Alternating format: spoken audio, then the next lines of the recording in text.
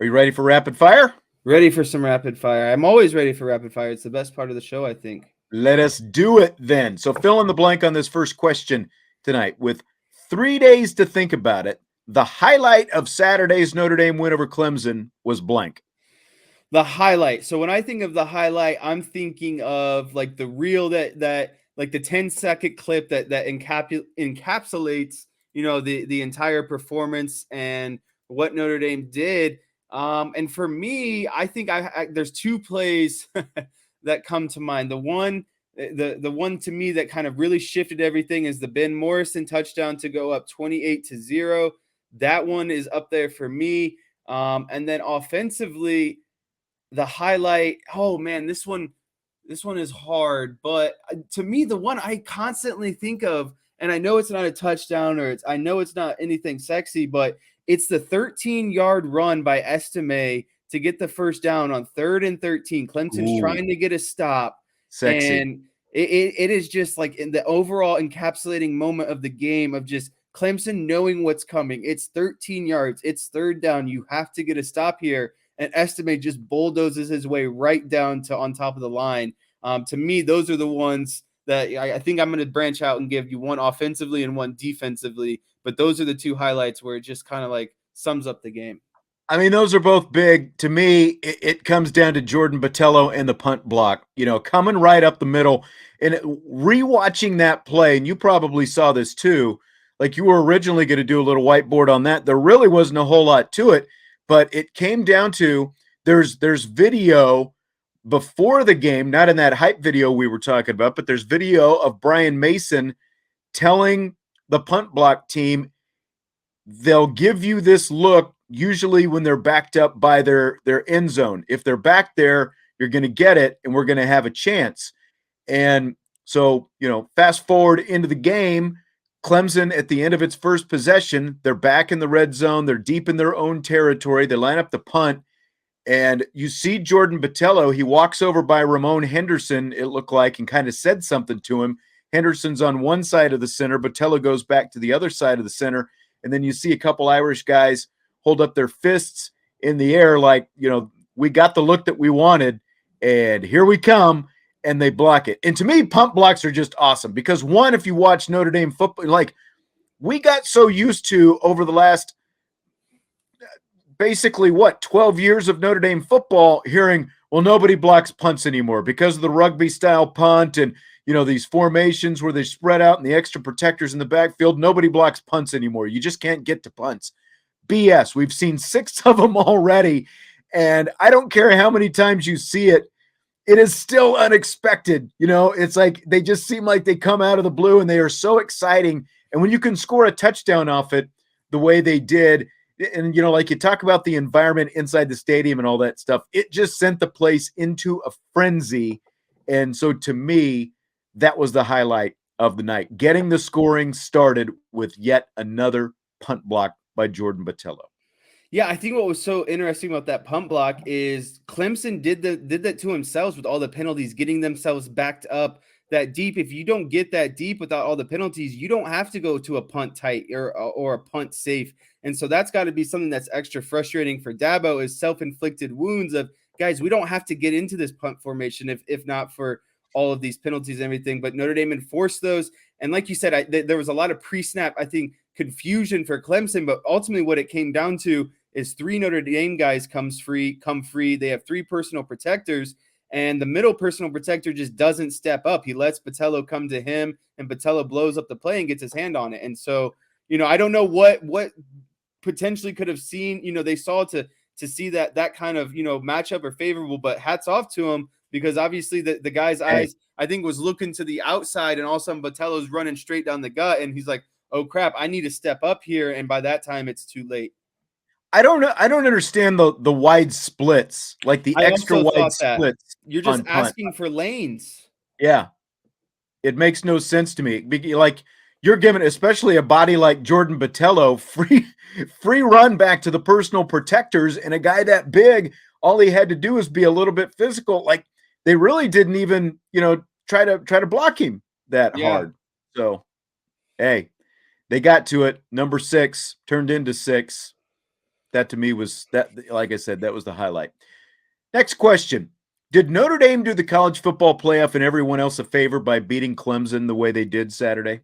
I think so, and I think the reason why is because if any team that's undefeated, and another team with one loss or another, essentially if there's more than four undefeated teams, and then all the other one loss teams, any loss helps their case automatically. You don't have to do anything but watch another team lose, and so I think Notre Dame did a great service to all of the remaining undefeated teams. TCU now has a chance to jump into the top four. That's who obviously stands the best chance because of this. And also other one-loss teams that are going to maybe potentially catapult Clemson and be closer to the top four compared to Clemson now with their one loss.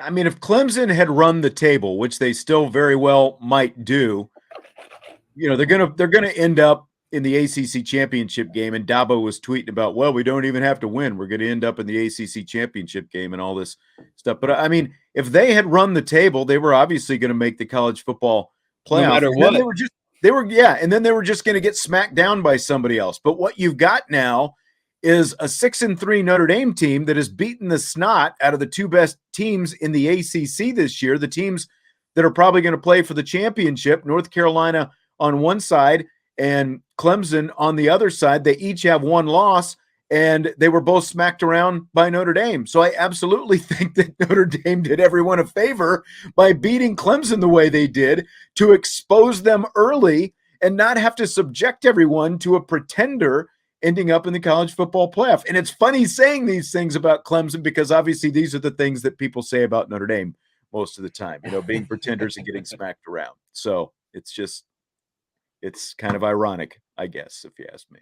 It's nice to be dishing out the punches. Yeah. So Brandon Joseph injured an ankle against Clemson last Saturday. Marcus Freeman says he is questionable for this week's game against Navy.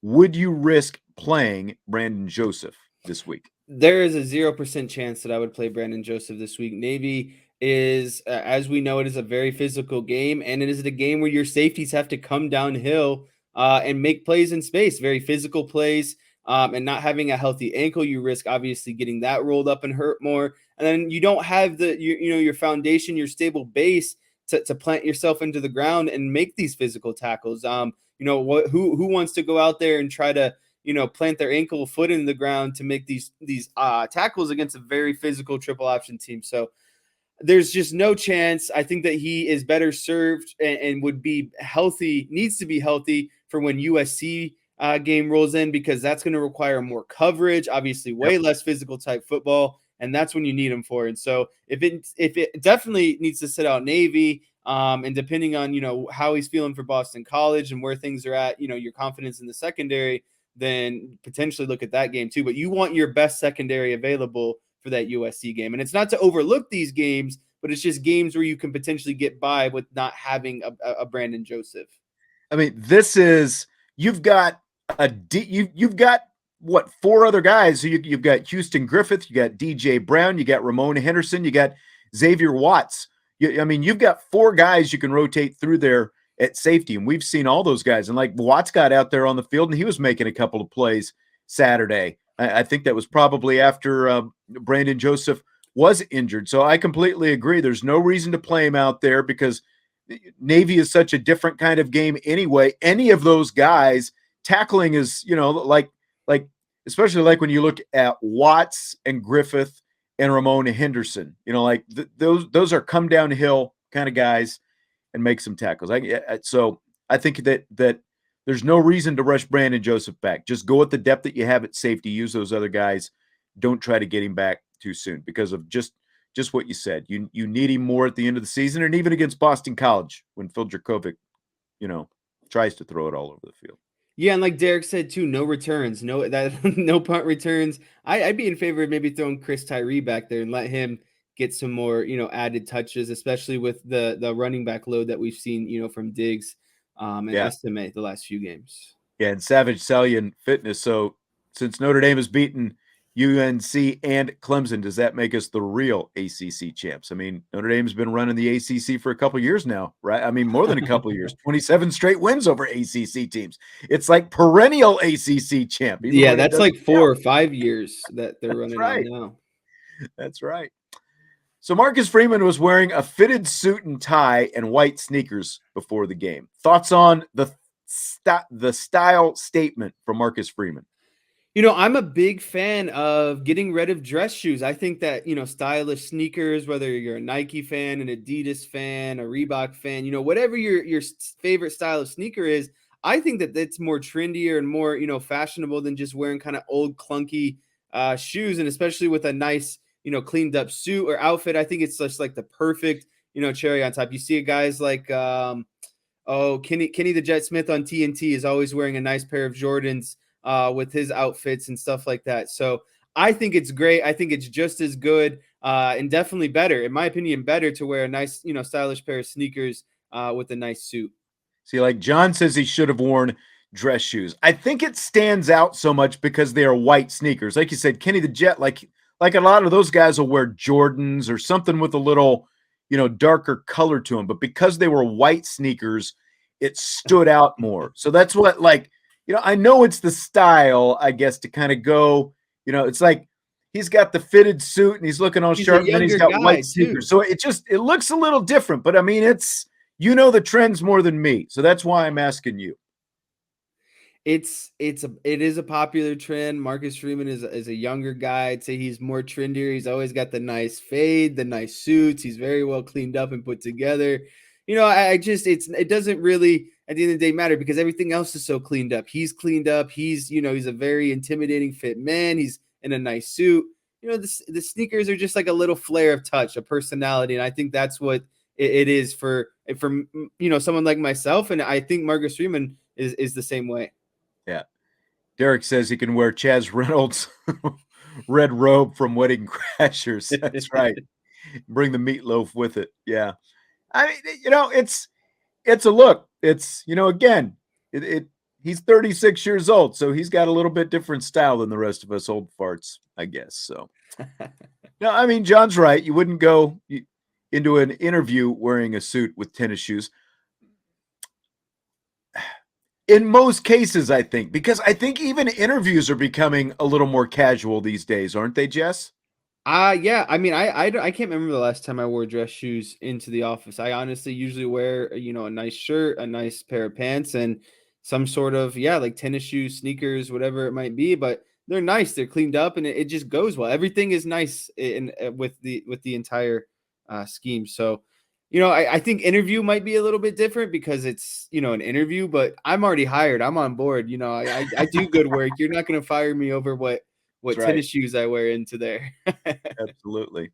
So after Alabama's loss to LSU, Paul Feinbaum says the window on Nick Saban's Alabama dynasty is slowly closing. Do you buy or sell that?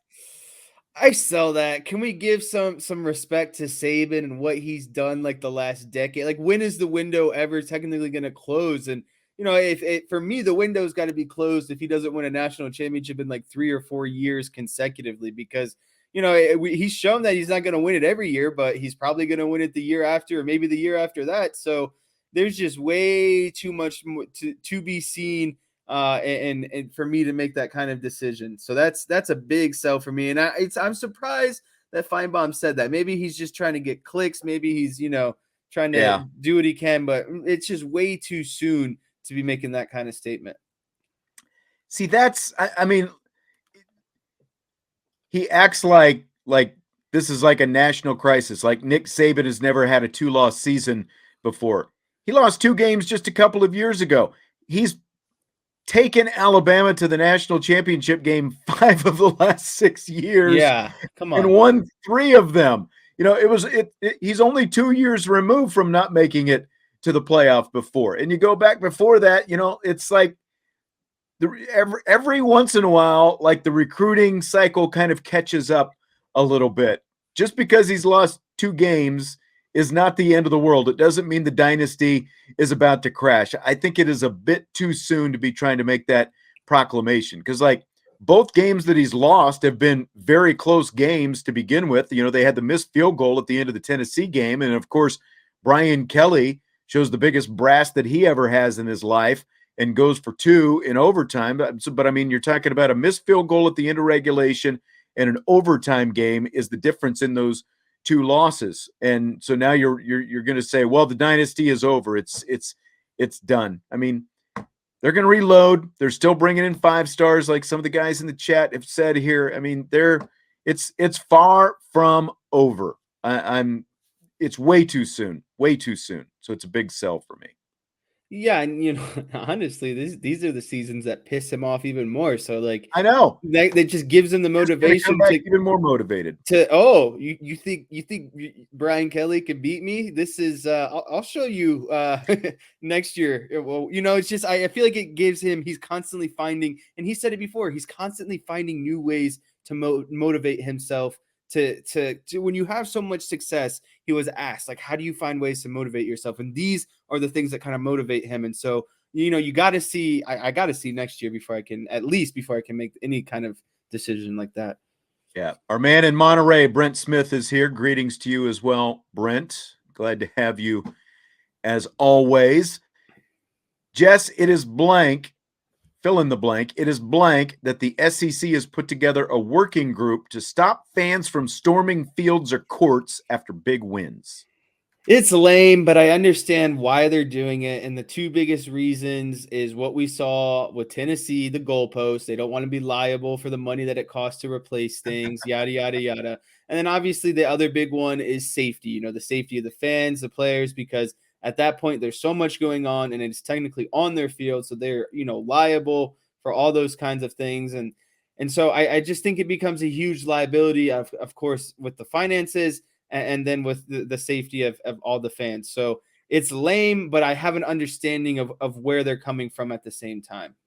Yeah.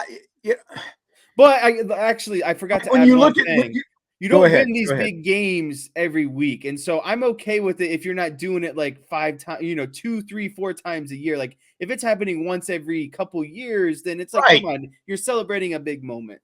I mean, and that's typically why they storm the court or storm the field or whatever it is. It's predominant, it usually starts with the student section for one. They come over and storm it. Now, I do realize like player safety and all that kind of stuff is an issue. Probably even more so like on basketball courts, just because if you get, so many, the court is so much smaller and all that stuff. But just trying to get players off and into the locker room, get them out of there from the opposing team. But like even you looked at Marcus Freeman, like he was swarmed out there. Now people were gonna, take care of Marcus Freeman, the people closest to him. But there's it's a mob. There's a swarm of people out there. So I get what they're trying to accomplish, but at the same time, it's college sports. Like you don't see court rushing in the NBA and the NFL and that kind of thing. You see it in college sports where you've got students involved and all that stuff, and they're getting excited. There's a lot of things for them to get excited about. Like your Notre Dame, you've had a bit of an up and down season, and then you've got an undefeated number 4 ranked team in the nation coming in, and you just beat the snot out of them. And it's fun. It's fun to see that kind of thing. So again, I get the intent because you're trying for, player safety for the opposing team and all that kind of, and even the team, that of the winning team, the winning coaches and all that stuff. But I think you got to keep some fun in college sports, especially. Definitely. All right, Jesse. So Miami Dolphins wide receiver Tyreek Hill has 1,104 yards receiving in 9 games. Scale of 1 to 10, what chance do you give him to become the NFL's first 2,000-yard receiver? This is a tough one because he's in a good scheme, and obviously, he is Tyreek Hill. At the end, but it's like 2,000 yards is a very is a very large number. So I'm actually trying to look up as we speak Cooper Kupp last year, and he had 19.47, right? 145 receptions, and that's very, very close. Man, I think with the playoffs he could potentially get it if they make a deep playoff run. But if we're talking now the playoffs don't count. Season, we're talking about regular season. Regular season. He's got I 8 give more him. games to do it. I'm giving him. I'm giving him a 6 out of 10. I don't think that it's super likely, but because of his speed and, like I said, the offense, and he's consistently racking up the yards, the yards after catch. I don't think it's completely impossible, but I think there is some possibility to it. So I'm right on the fence around like 5 or 6 area.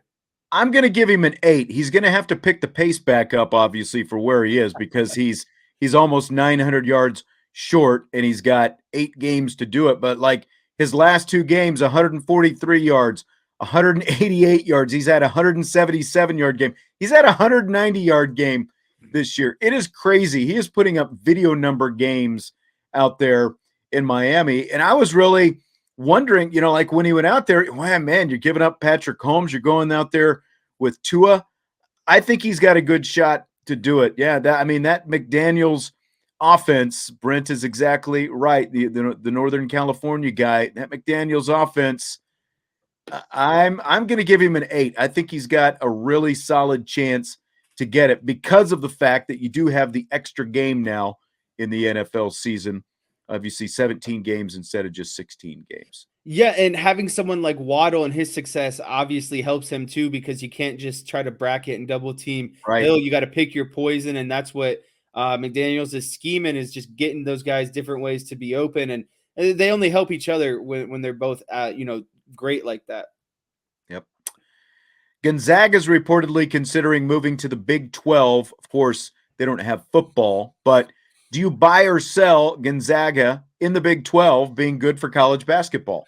Oh, that's a big buy for me. The biggest knock on Gonzaga is they put together these really good, regular seasons, but because of the conference they play in and some kind of struggles and the inconsistency in the NCAA tournament, I think a lot of people would like to see them more battle tested during the regular season, and that's exactly what the Big 12. You can make the argument that the Big 12 is one of the better basketball conferences all around, year in and year out. With you have Kansas State, Oklahoma State, Texas Tech. Texas Tech recently. So it is the Big 12 is rich with basketball. And if you can add another school like Gonzaga, who is rich in basketball, but also needs kind of that opportunity to prove themselves even more, I think it's a great marriage actually, and helps out kind of everything. Gonzaga, college basketball, the Big 12, all of it. I think so as well. Because like you would get so many more primetime matchup, like the big, whether it's Big Monday or whatever it happens to be, like more marquee matchups for the Big 12. And even though college basketball obviously is not the sport that drives the bus for everybody, for the Big 12, getting those schools that they're getting that are coming in for football, including BYU and Houston and UCF, right? The and then realignment. to be able to add to the basketball product as well. I Oh just man, think that Houston! I forgot about Houston and what they provide yeah, in basketball. yep, that's right. So, I mean, like the Big 12 has one, they've already got the last 2 national champions, Kansas last year, Baylor the year before that. And I think it's Baylor. easy to forget that Texas Tech played in the national championship game the year before that. So they've had 3 straight teams in the national championship. And to be able to get a Gonzaga, I think as you said, it makes them more battle tested throughout the season, and it gives you some really good matchups, that you can watch throughout the year. So I think it'd be good for everybody for Gonzaga to go to the Big 12. Completely agree, and I even left out some of the schools that you talked about, like Baylor and all those other kind of juggernauts. It's just it's like you could make the case that it is the best basketball conference, and when you talk about adding Gonzaga and Houston, it's only going to bolster their kind of reputation for what they got going on. Absolutely. Brian wanted me to remind everyone that we do have the college football playoff show coming up live at 7:30 tonight. So that is coming up here in just a little bit. So we're going to give you a chance to take a little breather, take a little break, and then you can jump over and watch that at 7:30. Good whiteboard action today, Jesse. I liked your whiteboard game. Good job. Thank you. I hope the people now understand, how great of a game people like Bracy, Morrison, Hart played, just being undersized and having to take down some of those big guys on the perimeter. And that was the emphasis. And that was the big reason why Notre Dame shut down Clemson. They took away the run up the middle and then took away everything on the perimeter. and then obviously dominated and ran how they did on offense. So it was just a complete masterful class. I thought it was just a really, really good win for Notre Dame, and I'm glad that we were able to kind of talk about that some more. Midweek mailbag coming up Wednesday. Jesse and Brian with more whiteboard looking at Navy's triple option offense on Thursday as well. So that's going to do it for tonight. Appreciate you guys as always, guys and gals. Hit the like button on the way out if you would. Subscribe, rate, and review. Jesse, I will talk to you later. Have a good rest of your week. Thank you. I appreciate it. All right. We will talk to you tomorrow on IB Nation Sports Talk.